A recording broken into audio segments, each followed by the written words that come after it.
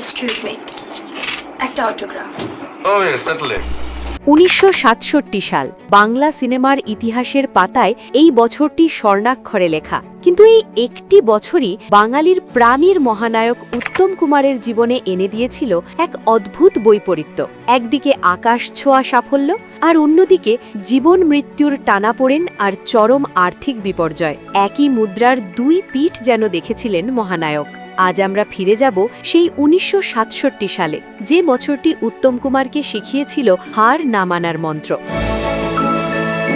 1967 সালেই মহানায়ক প্রথমবার নাম লেখান জাতীয় স্বীকৃতির ইতিহাসে। তবে আজকের মতো তখন এই পুরস্কার জাতীয় চলচ্চিত্র পুরস্কার নামে পরিচিত ছিল না। শ্রেষ্ঠ অভিনেতার জন্য দেওয়া হতো ভরত পুরস্কার, আর শ্রেষ্ঠ অভিনেত্রীর জন্য উর্বশী পুরস্কার। কিছু মনে করবেন না, আমি এসেছি আপনাকে ধরে নিয়ে যেতে। সেই বছর এক বিরল রেকর্ডের জন্ম দেন উত্তম কুমার। সত্যজিৎ রায়ের চিড়িয়াখানা এবং সুনীল গঙ্গোপাধ্যায় অ্যান্টনি ফিরিঙ্গি, এই দুটি ভিন্ন ঘরানার ছবিতে অসাধারণ অভিনয়ের জন্য তিনি এককভাবে শ্রেষ্ঠ অভিনেতার পুরস্কার জিতে নেন। তিনি ছিলেন প্রথম বাঙালি অভিনেতা যিনি ভারত সরকারের এই সর্বোচ্চ সম্মান অর্জন করেন। সেই একই বছর রাত অর দিন ছবির জন্য শ্রেষ্ঠ অভিনেত্রীর পুরস্কার পেয়েছিলেন মুম্বাইয়ের কিংবদন্তি নার্গিস দত্ত।